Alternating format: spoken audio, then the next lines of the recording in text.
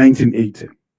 And if you measure the period that we've had elections, we've had an average in every 4 years, we've had an election. And each one of those elections has been contested, been disputed, including the just ended harmonized election on the 23rd of August, 2023. The report produced by the SADC Election Observer Mission on that election is the most damning condemnation of any election that you can see in recent times. And that puts a premium on our development. That puts a premium on our attractiveness as an investment destination. Most importantly, it underlines a discourse of discohesion, a discourse of disunity, a discourse of intolerance.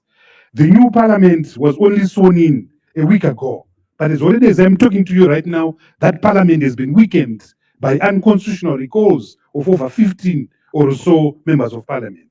So before we have begun, an important institution such as parliament has already been paralyzed. Local authority has already been paralyzed. So we're going to reproduce the lackadaisic status quo, the indifferent status quo, the conflict status quo of 2018 to 2023. We're going to reproduce it from 2023 to 2028 with the consequent arrested development of Zimbabwe, slow growth rates, 3% growth rates, 2% growth rates, negative growth rates, where we could be having a sustained growth rate of at least 9% per annum. Our GDP right now is around $18 billion. In 1980, Trevor, you are the economist, I'm not. In 1980, our GDP was a mere $7 billion. Zambia was $3 billion. Kenya was $7 billion. Fast track, 44 years after independence, Kenya is a $264 billion economy. Zimbabwe is an $18 billion economy. Zambia is now a $64 billion economy. What is the difference? The difference is leadership. What is the difference? The difference is our toxicity. So we need to confront the elephant in the living room, which is our ugly politics, our extractive politics, our vicious politics, our predatory politics. We need to address that. Address the issue of resources. It is true that Zimbabwe is a rich country. We've got 63 minerals. And of those, 4 or 5 of them, we have got world-class deposits. World-class deposits in gold, world-class deposits in platinum, world-class deposits in chrome, now world-class deposits in lithium. But this country is not benefiting from these minerals. I said we've got 63. There's a country a few kilometers from here called Botswana. If you travel 90 kilometers to Kazungula border post, you are in Botswana. It has got one mineral. The per income of Botswana is US 6,500. The per capita income of Zimbabwe is US 1,200. But they have one mineral, we have 63. 63. And the difference is that Botswana has managed its one monomineral transparently. Its agreement with the De Beers group is transparent. Revenue flows from De Beers is transparent. We can't do that with our 63 minerals. And our accumulation model is faulty. If you take diamonds in Botswana, they've got a huge factory outside their airport which cleans and polishes those diamonds at a greater cost than India. In India, in Botswana, polishing diamonds is $30 US. In Botswana. In India, you can get away with $10. Same is in Israel. It's much more expensive, but the Botswana government forced the Beers to say, we will process these diamonds here. So the problem in Zimbabwe is that, number one, we are selling these mine nations opaquely. We are selling nations without any due diligence. Exactly. So Manize is given, we don't know who was given and on what basis. Zimplats in Ingezi was given that resources. We don't know what price they paid. I was Minister of Finance. I saw the agreement. That agreement, if it had been subjected to Parliament, no Parliament would have, passed that. We have just concluded Wange 7 and 8 on energy. I looked at the agreement, 1.5 billion, dollars, something that could have cost us 800 million dollars. And our accumulation model is also false. Cecil John Rhodes died in 1907 or thereabouts. The accumulation model he left was that you export minerals in raw form. These investors are flocking to us. Chris was talking about an expanded Forbes border post. He showed us a picture. They are building right now, as he said, they are deepening the port of Beira to enable huge ships to actually come and collect this raw iron ore from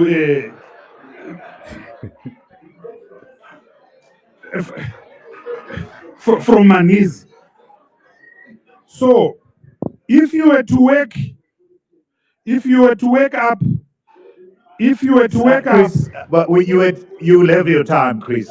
You'll have your time. You'll have your time. If you were to Let's not rig the system. You'll have your time. Trevor. Yes, please, Tendai. If you were to wake up Cecil John Rhodes now from his lofty grave at Matopo, he will not get lost in Zimbabwe's production cycle because the accumulation model 120 years later is still the same. It's still extraction. I take lithium.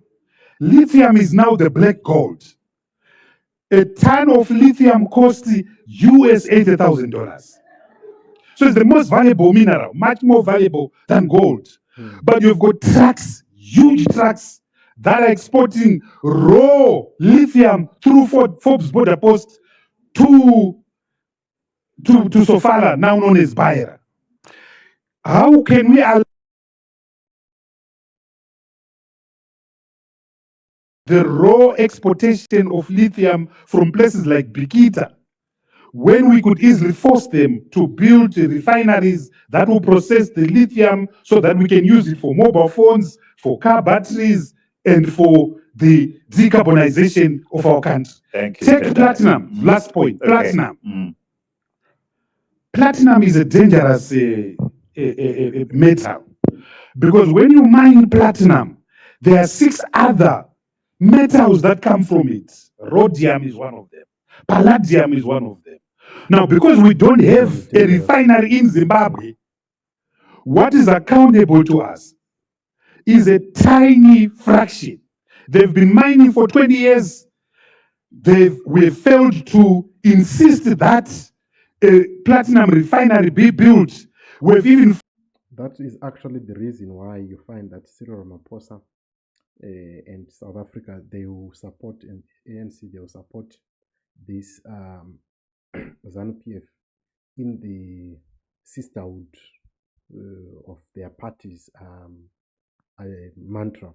But in actual sense, you get to know that the real problem here is there is the people that are sitting on these boards of Implast, they're actually South Africans, and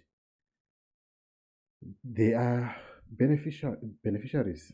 And if you recall, the CEO, the one who is one of the people who were chief negotiators in the exit package of Robert Mugabe. So these people, that's why they say, no, there's no problem in Zimbabwe, because they know that, we are still getting our platinum, and it also contributes to the white monopoly capital here in South Africa. So you see the problem. Failed to force them to actually go and refine part of the platinum at Bindura nickel mine, because there is a nickel refinery, and nickel is also a metal.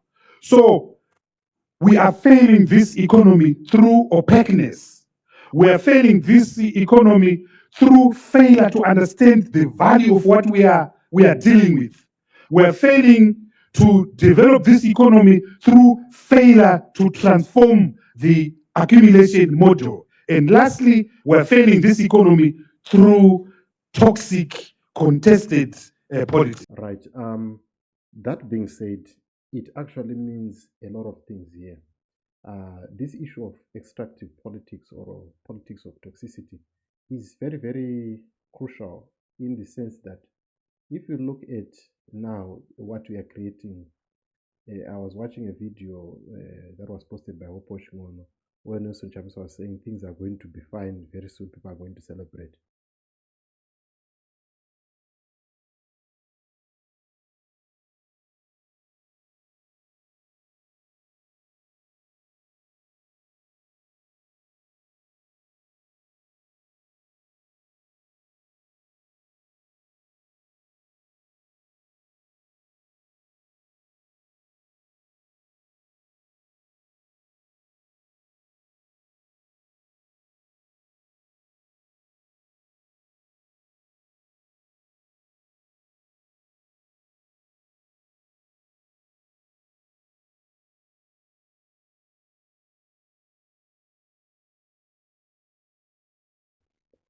It's a lie. People are not going to celebrate so soon. ZANU-PF is going to continue like this and we're going to continue complaining.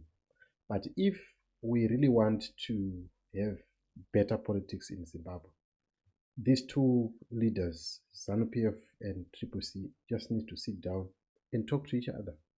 Talk to each other to cure this toxicity in our politics. But also more still, the issue that people were saying that Tendai Biti is pro the recalling of members of parliament.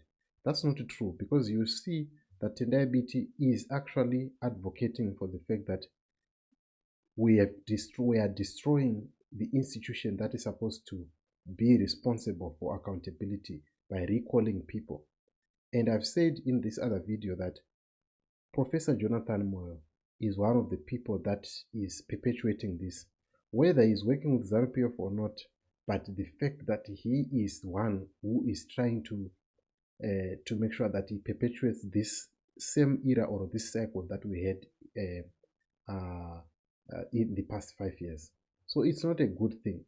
But anyway, tell me what you think about Tendai Biti's statement and these people, what they are saying about him, that he is also part of the people that are wanting recalls to be done. Personally, I feel that yes, of course, Tendai Biti is frustrated, but it doesn't mean that he is pro the recalling of members of parliament.